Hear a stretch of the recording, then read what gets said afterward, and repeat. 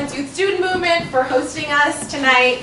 I am here to talk about our work with Asian massage parlor outreach. So the policing of Asian massage work has had deadly consequences. In 2017, Yang Song, a Chinese migrant worker working in Flushing, Queens, fell to her death when the NYPD raided her workplace. Red Canary Song, a sex worker rights organization based in New York City that we're so glad Kat could join us with, found out that other workers hid on the fire escape all night long to also avoid police detection. And this is a story that's heard over and over and over again. Possibly most notably this past year after the Patriots finished their near run to Super Bowl victory, their owner Robert Kraft is found to be patronizing an Asian massage spa in West Palm Beach, Florida. The Orchids of Asia spa is shut down, not on the grounds of prostitution, but actually through a public health inspector's notes that she had taken a how to identify victims of trafficking training as a public health inspector, and that she had found suspicious activity, including evidence that people were living there, Asian women who appeared to be scantily dressed and were fearful of making eye contact with her.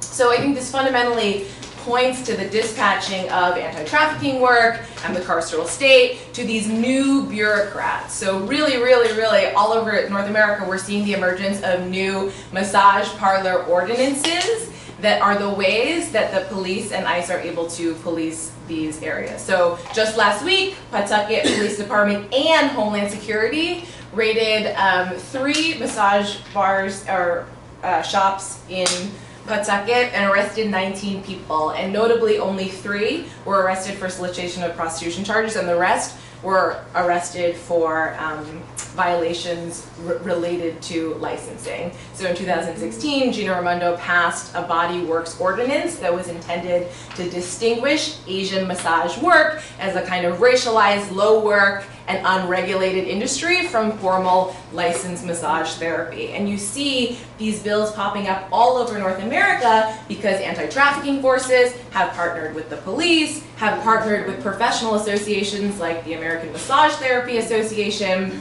all people who are up in arms over fears of gentrification, decreasing, or in favor of gentrification, decreasing property values when they see the threats of so-called Asian massage bars.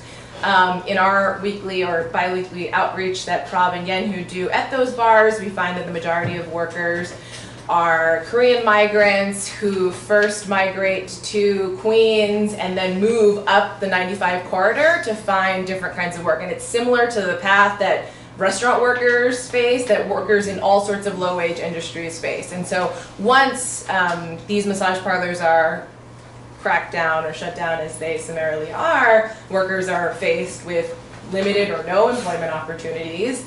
And so this is another way that anti-trafficking becomes about policing migration and also the policing of poverty.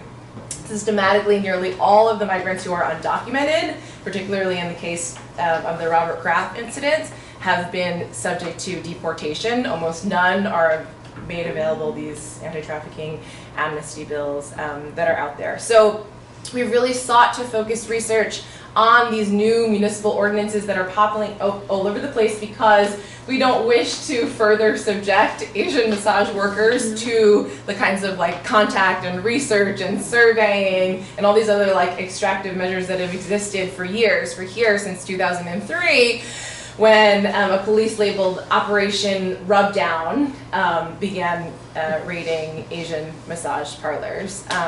And so I think these new ordinances ask for everything from a GED to evidence that people can speak English, to evidence that people wear underwear as justification to seize and search and conduct really dangerous investigations. And so this is I think it's so important that we are housed right now in the organizing home of PRISM and Amor, because I see that this is one fundamental way that Coyote's work connects into different forms of state-sanctioned violence against people of color, immigrants, and working class communities.